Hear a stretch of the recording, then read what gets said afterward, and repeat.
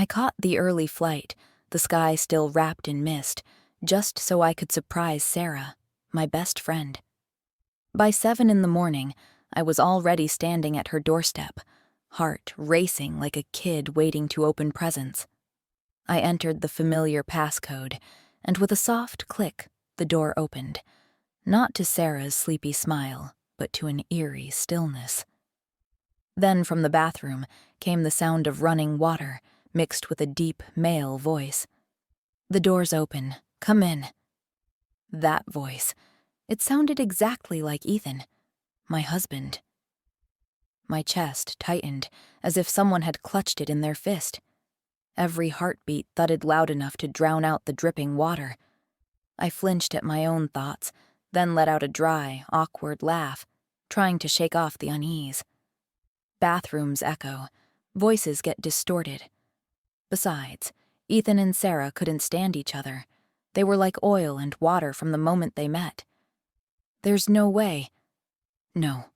Impossible. But in the back of my mind, one question clung on. Was Sarah hiding something from me? I stood frozen, fingers clenched around the strap of my bag, eyes fixed on the bathroom door. The water shut off abruptly, followed by the soft twist of a doorknob. My heart leapt to my throat. I spun around and nearly shouted, "I'm not Sarah. I'm Hannah, her best friend." Silence. Complete and total silence. Like the person inside had been stunned solid by my words. My face burned with embarrassment. Sarah must have a boyfriend she's hiding from me, and I'd nearly walked in on a scene I shouldn't have seen. I rushed to the front door, hoping to escape before things got any more awkward. But just then, the door swung open wide. Sarah stood there, holding a breakfast bag, eyes wide. "Hey, why are you home so early?" I blinked, trying to regain my playful tone. "What? You thought I wouldn't find out your little secret?" Sarah opened her mouth to reply, but a man's voice called out from the bathroom, cutting her off. "Sarah, come here." This voice. It was different from before. I really had misheard it. Sarah responded and walked briskly toward the bathroom. I turned instinctively, catching only a glimpse of a towel-wrapped back, broad shoulders, slim waist, athletic build like a greyhound. Eerily similar to Ethan. What is wrong with me today? Why do I keep thinking about my husband? Is it because I've missed him too much after 2 months apart? Ethan was always glued to me. Sarah once joked that he was my keychain, following me everywhere. This time I was away on a 2-month work trip and Ethan sulked for days. We'd been married for 3 years, and this was the longest we'd ever been apart. His job was at its busiest phase, so he couldn't come along, even though I knew he wanted to. I had to sweet-talk him for days, promised to video call daily before he finally agreed. If he knew I came back early and went straight to Sarah's, he'd be insanely jealous. I remembered the day I introduced them. Instant chaos. Sarah said he was colder than ice. Ethan said she was louder than a street market. I was stuck in the middle, trying to keep the peace, but as they grew closer, they started competing for my attention in silly, jealous ways that were both annoying and kind of funny. Now that Sarah had a boyfriend, maybe that nonsense would finally stop. I even dreamed of the 4 of us hanging out together, laughing and enjoying ourselves. But just as I was drifting into that daydream, a loud argument burst out from Sarah's bedroom. A man's voice shouting, Sarah snapping back, sharp and fierce. I rushed to knock on the door. "Sarah, what's going on?" The argument went silent, but no matter how hard I knocked, the door stayed firmly shut.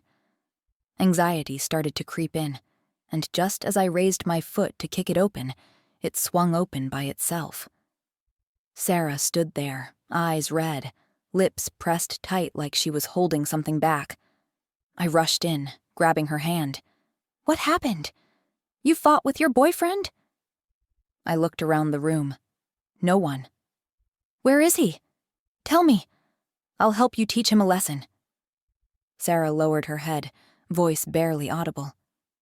"Yeah, if only you'd come earlier." Suddenly there was a beep, the sound of the electronic door outside. I turned, ready to check, but Sarah held onto my arm. "My boyfriend had an emergency. He left." Her apartment had 2 exits. He must have taken the other one to avoid me. A wave of irritation rose inside. "Sarah, do you see me as an outsider? You got a boyfriend and didn't tell me? I almost saw everything just now. Who is it? Do I know him?" She stood by the window, the backlight hiding her expression. "Because of his work. It's not convenient to go public yet." That made me even more curious. "His work? Don't tell me. He's a celebrity?" The disbelief on my face made Sarah laugh. She jumped over to cover my mouth. "You nosy little thing. Why are you so persistent?" We teased each other for a bit, and her mood lightened. She said she needed to freshen up in the bathroom. I sat down on the sofa, just beginning to relax, when there was a knock at the door. It opened on its own before I could even get up. "Huh? It's not locked," the delivery guy said, clearly suspicious. Her boyfriend must have left in such a rush he forgot to lock it. I stepped forward to receive the package. A quick glance. Nom, sleeping bag. Ethan loved sleeping bags, said it felt like a cocoon. I used to tease him, and he'd just smile and pat my head. I can't sleep without it. But why was Sarah buying a men's sleeping bag? A mystery boyfriend, same build as Ethan, same preferences. No matter how naive I was, something about this didn't sit right. Sarah came out of the bathroom and took the package. I tried to sound casual. "Sarah, are you living with your boyfriend now?" "Sort of." She lifted the package, tone calm. "He can't sleep in unfamiliar places. I heard you say Ethan likes sleeping bags, so I bought one for him to try." I laughed at myself. Paranoid much? "You're so sweet to your boyfriend," I teased. "But you hide things from your best friend. Don't tell me I'm now ranked below him." Sarah smiled and linked arms with me. "How could I? You'll always be my best friend." "Good answer." I grinned and opened my suitcase, pulling out a gift box. "This is why I cut my work trip short. Open it, quick." Sarah opened the box and froze. Inside was the necklace she'd once dreamed of, glittering under the light. "Hannah," she whispered, eyes misty. But in that exact moment, I heard soft footsteps coming from the bedroom. A shadow moved past, quick, like an illusion. My heart pounded. "Did you hear that?" I asked, lowering my voice. Sarah shook her head too quickly. "It's nothing. Probably the wind." But I knew it wasn't the wind. Someone was still here, and I had a feeling. They didn't want me to know. "What's wrong? Don't like it?" I asked, heart tightening, afraid she didn't like the gift I went through so much trouble to get. "I love it." Sarah lunged forward and hugged me tightly, tight enough that I could hear her heart pounding. "How did you know I wanted it?" I smiled, but inside was a whole story. Before the work trip, I had overheard Sarah talking on the phone, lamenting about this necklace. Limited edition, only 2 in the world. It was sold out in New York, so I went all the way to another city, queued overnight with burning eyes from lack of sleep.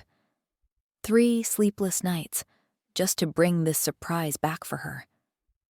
The store clerk told me I was lucky. The last one had just been bought.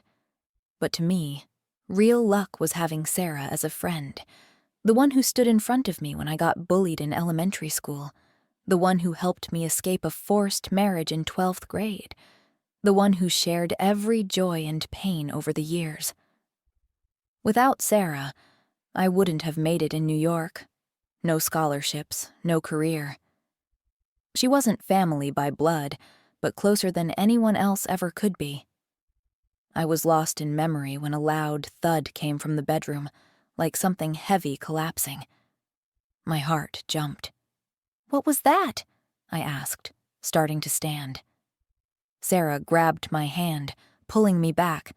Her voice rushed. "Probably something fell. Don't go in. You'll just end up making fun of how messy I am." She hurried into the room, her movements frantic, like she had something to hide. I pouted, trying to joke away the unease. "Fine.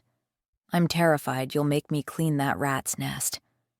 Sarah was known for being gorgeous and polished, but her apartment was always a disaster zone. If it weren't for me hiring cleaners every week, this place would have been a landfill. I sat back down, eyes wandering around the familiar room, photos of us together, the chipped coffee mug she still used, and something olive green peeking out from under a pillow. I pulled it out. A tie. The pattern. Designed by me. Custom made for Ethan on our wedding day. There was only one. My heart skipped a beat. I looked up at Sarah as she emerged from the bedroom, wearing a thin pajama set, hair still damp.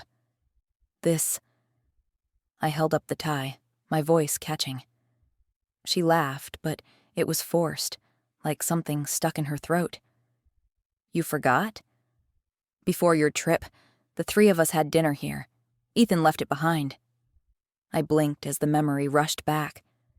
Yes, there was that dinner. Me, Sarah, Ethan, laughing together in this very apartment. But why hadn't he picked it up? It had been a whole month. He never mentioned it.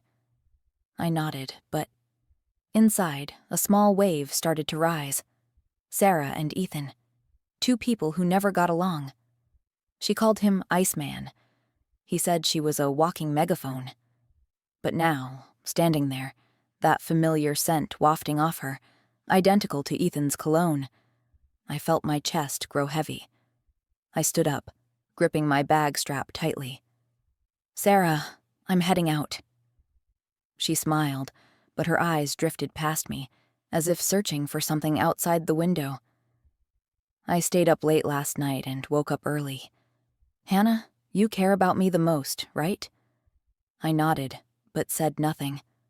That scent, the tie, the thud in the bedroom, they were puzzle pieces that didn't quite fit, jabbing into my mind like thorns.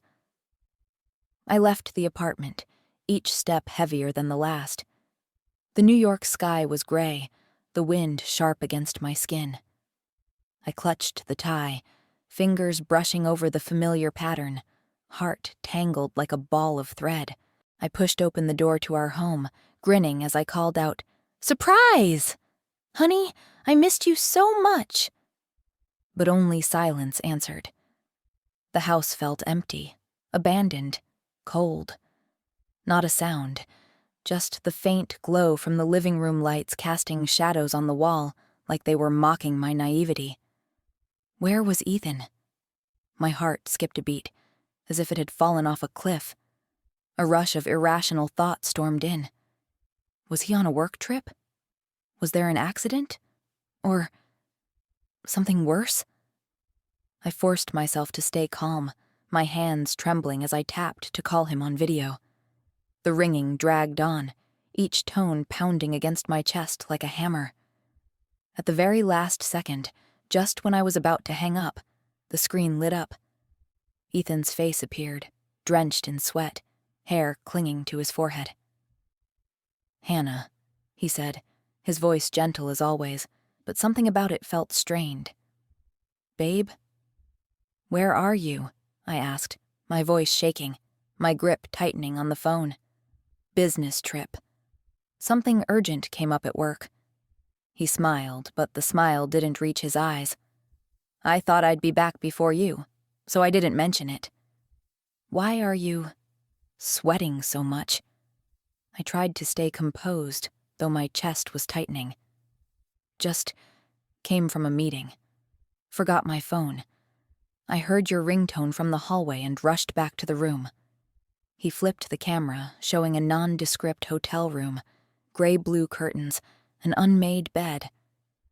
I let out a breath, but unease still lingered. You didn't need to rush. Just calling back would have been enough. I didn't want my wife to be disappointed. His voice was sweet, just like when we first got married. It warmed me, but only for a moment. When will you be home? Tomorrow. I thought of Sarah, of the man's voice that morning, and asked casually, "Oh, by the way, did you know Sarah has a boyfriend?" I almost saw him this morning, but didn't catch his face. He chuckled, but it was dry. You two are closer than sisters. If she's hiding it from you, what would she tell me? Fair point. I didn't press further, but the weight in my chest remained. Then my phone buzzed. It was work, asking for a report by morning.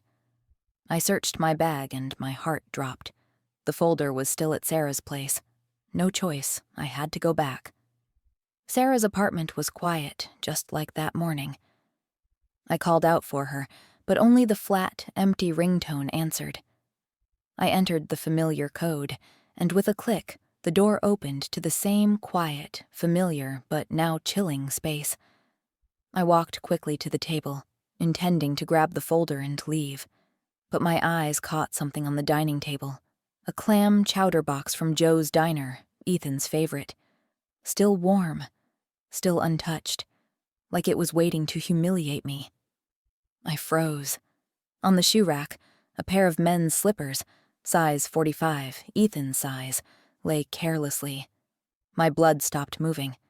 I stood there, eyes locked on the slippers, my mind blank, then spinning in chaos. 100 sounds came rushing back. The water this morning, the male voice, the tie, screaming in my head. I shook my head, trying to push away the insanity.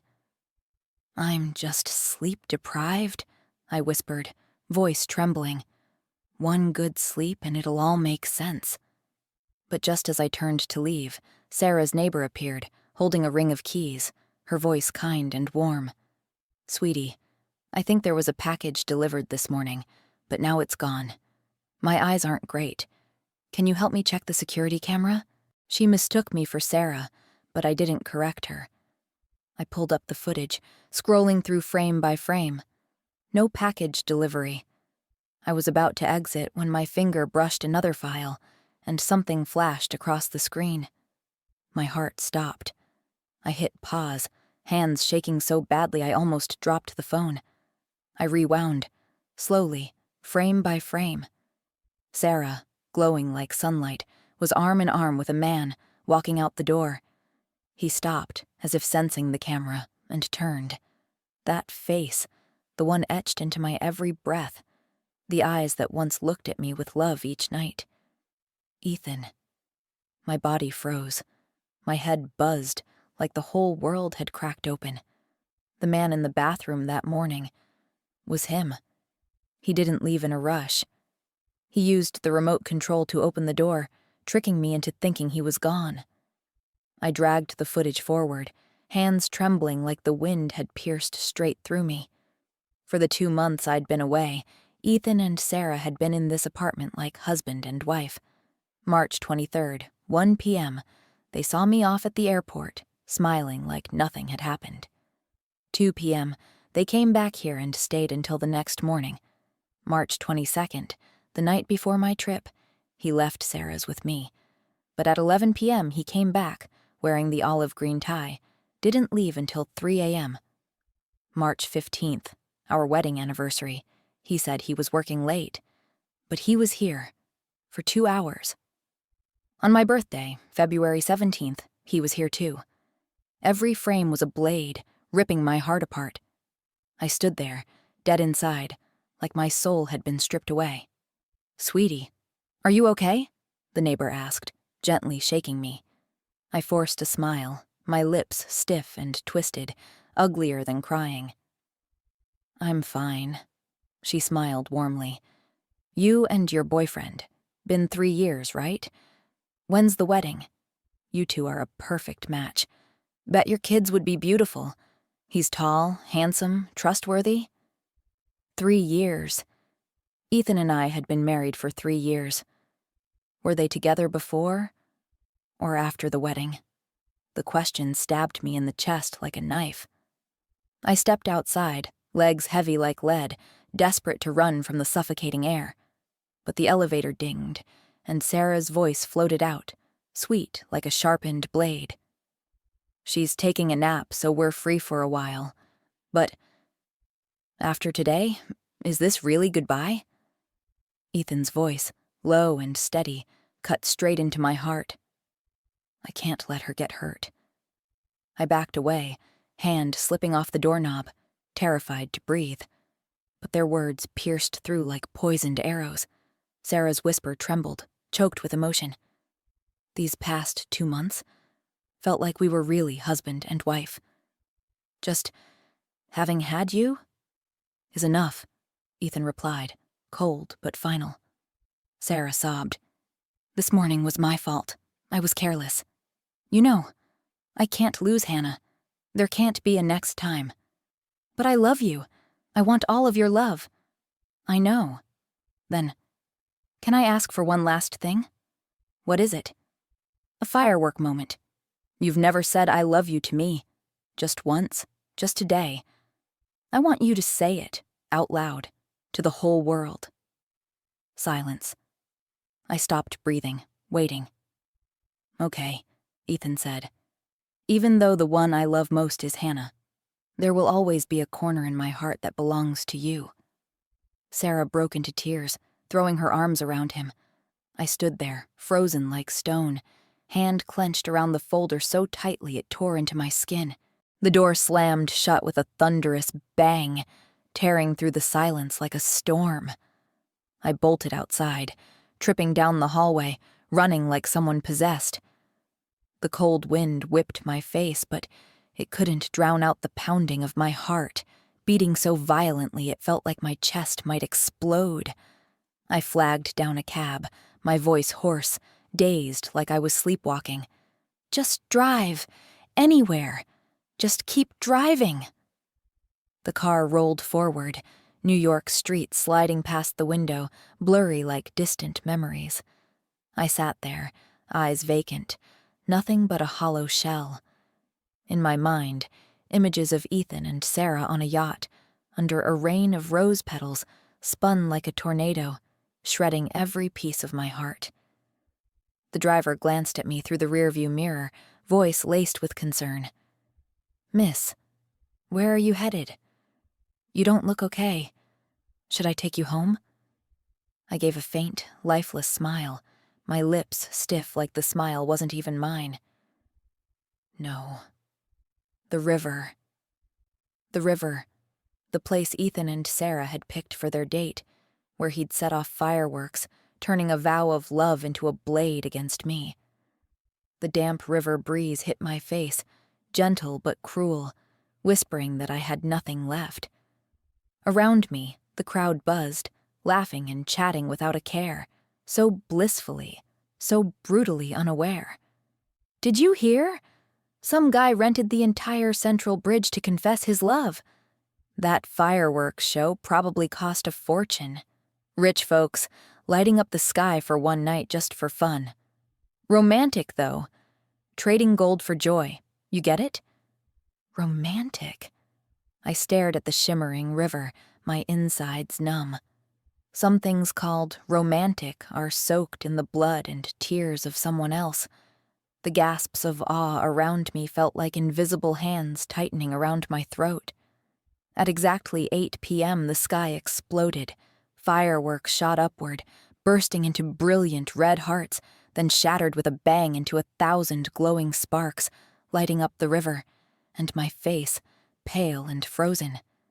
Humans love using things this fleeting, this blinding, to call it forever. How laughable. "Look, names in the fireworks. Z and S, eternal love," a girl screamed, eyes shining. "Over there, the big screen. He's on one knee, holding flowers. Oh my God, they kissed," another voice squealed, like watching a romance movie. Definitely proposing. Who could say no to this? A memory for life. A lifetime. That's right. I'd never forget either. But not because it was romantic. This was the farewell ceremony of an affair, lavish, dazzling, humiliating. A yacht glided to the center of the river, white silk fluttering like a dreamlike wedding dress. Drones hovered, forming a glowing heart. Pink roses rained down, cloaking the two silhouettes on the deck. Beautiful, painfully beautiful, like a blade twisting in my chest. I stared at the yacht, at the falling roses, and memories flooded back like waves. The first time Ethan confessed his love, after a college ball. He kept, coincidentally, running into me, at the library, the coffee shop, always with that nonchalant smile, but eyes full of sincerity. I thought he was joking.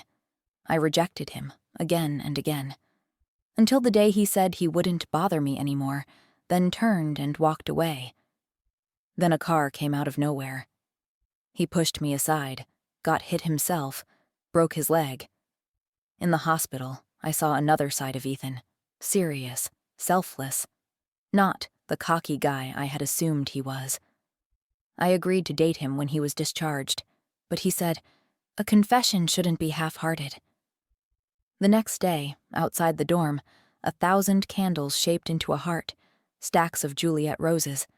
He stood in the middle, shouting my name, dorm lights blinking to spell our initials. The whole school helped him.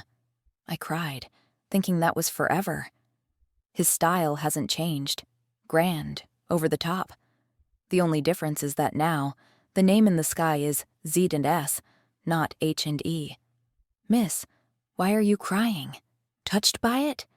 Don't cry. This scene is like a dream. It should make you happy, a passerby said, slipping a tissue into my hand with sympathy.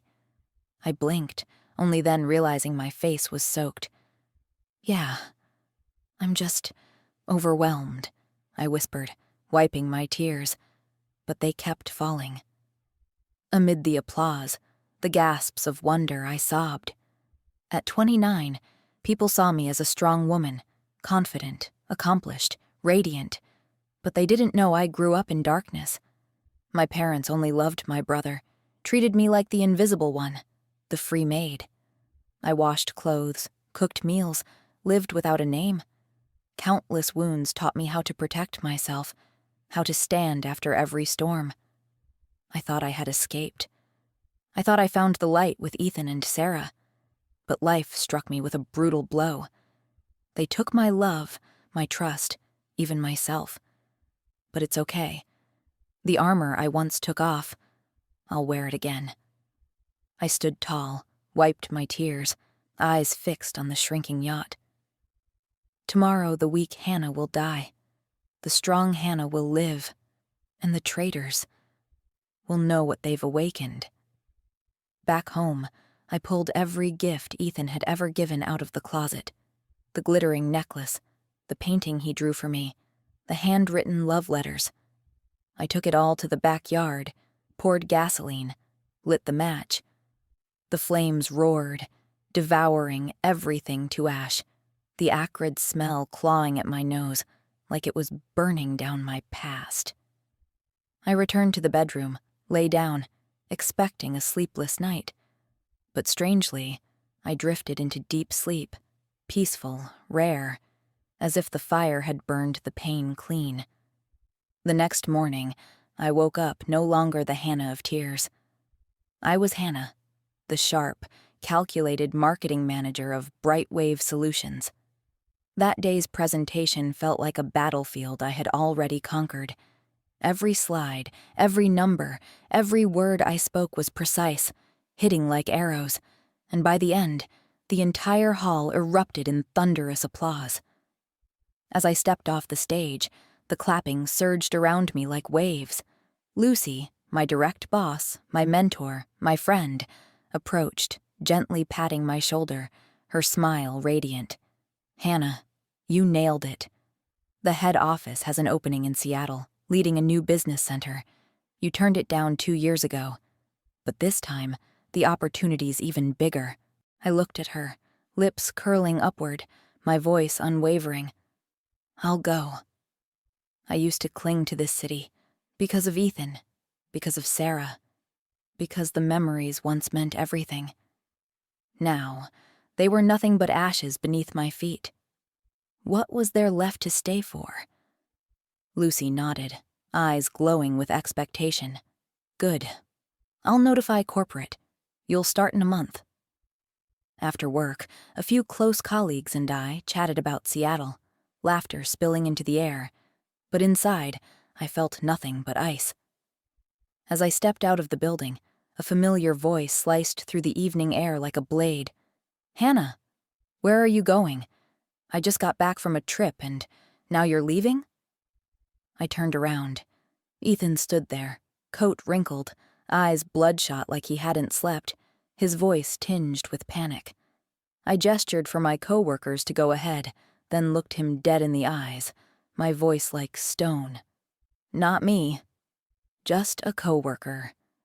As always, he was attentive, taking my bag carefully, helping me out of my coat, like there had never been a yacht, never been Sarah.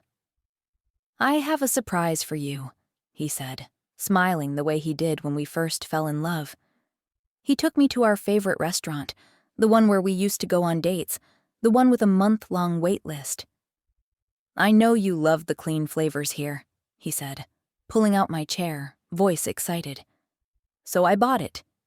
Now you can eat here whenever you want. No more waiting. I sat down, lips curling into a cold smile. He leaned closer, sensing something off, his voice lowering. Hannah, what's wrong? Are you upset? I looked straight into his eyes, once my whole sky, now just a mirror of lies. Just tired. This business trip was all deadlines? Barely slept. He nodded, but his eyes kept searching mine, trying to crack the armor I had put on. That night, in the bedroom, the soft yellow light brushed the walls but couldn't warm me. I sat by the window staring out at the glittering city, mind racing with strategy. Ethan would pay. So would Sarah. They thought I'd stay quiet, the helpless girl from the past. They were wrong. Suddenly, Ethan wrapped his arms around me from behind, his breath hot on my neck, voice low and suggestive. Babe, it's been a while. Did you miss me? The moment I touched him, the image of him and Sarah on that yacht, rose petals raining down, eyes locked in intimacy, crashed over me. My stomach twisted. I jumped up, shoved him away, ran to the bathroom, dropped to my knees and dry heaved, bile burning in my throat. He followed, panicked, not a trace of disgust, gently rubbing my back. Baby, what's wrong? Did something you ate go bad? I threw up all over his custom-tailored slacks, but he didn't care, just kept comforting me. My heart wrenched in two. This man, so obsessively clean, was now kneeling beside me, unbothered by the mess. If he loved me, how could he betray me? And if he didn't, why play the perfect husband so convincingly? My vision blurred, the face in the mirror distorted and pitiful. I'm fine, I croaked, pushing him away. Just my stomach. I'll be okay after some rest. He frowned, still worried. No, I'm taking you to the hospital. No need, I nearly shouted, my voice sharp as a blade. He stepped back but stayed by the bed, sitting there all night, eyes filled with concern. I lay there, eyes wide open in the dark, unable to sleep. And in that silence, I whispered to myself, they want me to be weak. They don't know. I'm ready to burn it all to the ground. The next morning, sunlight slipped through the curtains, scattering broken shards of light across the floor. Ethan walked over, his steps soft like he was afraid to wake me. Hannah, are you feeling better? His voice was gentle, but I heard something forced in it, like an actor forgetting his lines. I'm fine now, I replied, my voice steady, eyes avoiding his. Even so, don't push yourself. Take the day off. Just rest at home. I nodded, lips curling into a fake smile. But the moment the door clicked shut behind him, I shot up, got dressed, and took a taxi to the hospital. Sitting in the back seat, my heart hung suspended, like I was standing at the edge of a cliff. Last night, a sharp thought stabbed into my mind. I was 2 months late. Since childhood, I'd been undernourished, my cycle irregular, so I never paid attention. But now, the unease was suffocating. At the hospital, the flimsy test result in my hand felt heavier than the world. I was pregnant. A new life.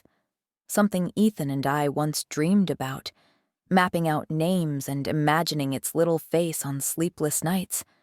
How we'd love it, raise it. But now that this life had come, my love had already shattered like glass. To carry this child meant tying myself to Ethan, a future I no longer wanted.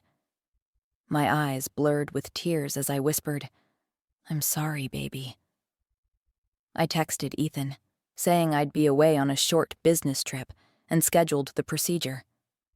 But on the second day at the hospital, the door burst open. Ethan stood there, eyes red, his face twisted in pain. "Why, Hannah?" he cried, voice cracking like glass. "Why are you getting rid of our baby?" I looked him in the eye, cold as ice. This child came at the wrong time. He exploded, stepping forward, gripping my hand like he was trying to hold on to something already slipping away. "The wrong time? When is the right time, then? You're always throwing yourself into work, shutting me out. And now you don't want the baby either? I gave you everything, Hannah. Why can't you just live peacefully, enjoy life with me?" The shrill ring of his phone cut through the room like a blade.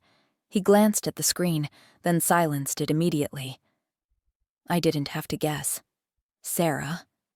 The phone rang again, and again, the sound like needles stabbing through the air. He hesitated, then finally answered, his voice rushed. "I'm busy. Wait."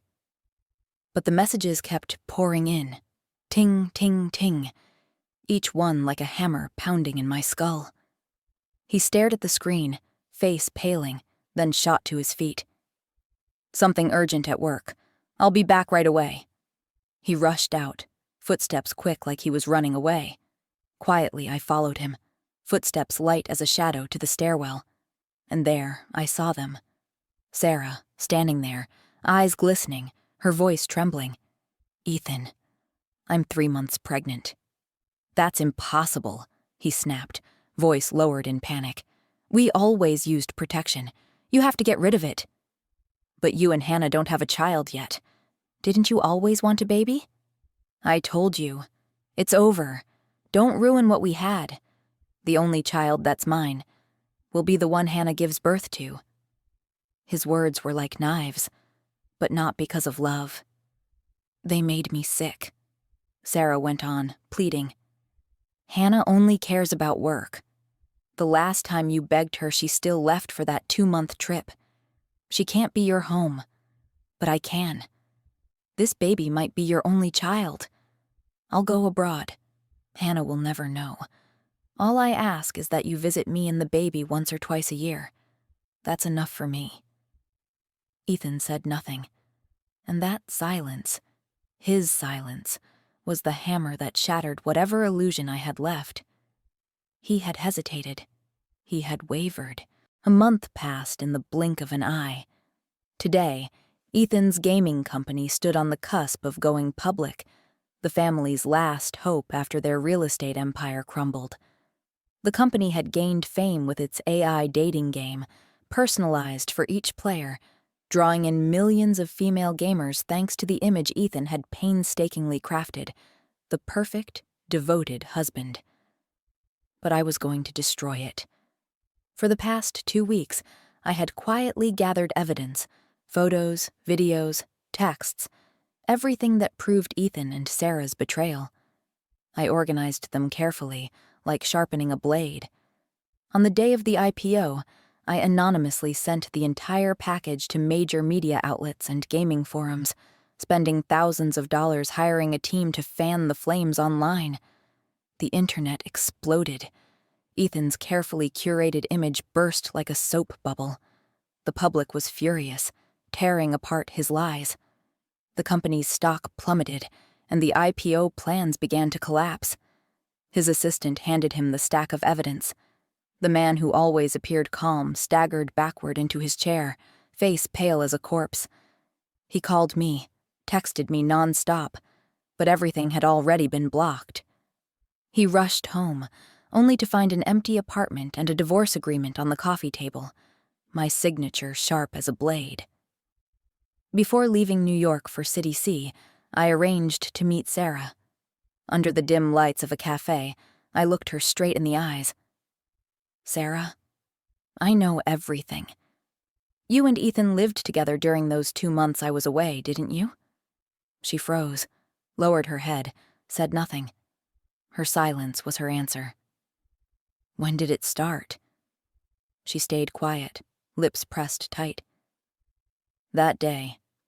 You let me hear about the necklace on purpose, didn't you? You knew I'd buy it, staged it so I'd accidentally see you two together, make it look like a misunderstanding. But I saw more than you think. Sarah looked up, eyes wet, her voice pleading. Hannah, I love Ethan. I froze, unable to believe what I was hearing. Why Ethan? Why does it have to be him? She screamed, unhinged. Ethan and I have loved each other since high school. First love. We were just fighting. Then you came between us. You're the third party. That day you introduced us. He pretended not to know me, but when I called, he still came. He still loves me. She panted, breath ragged. If it weren't for you, we'd be back together. I looked at her, heart like ice.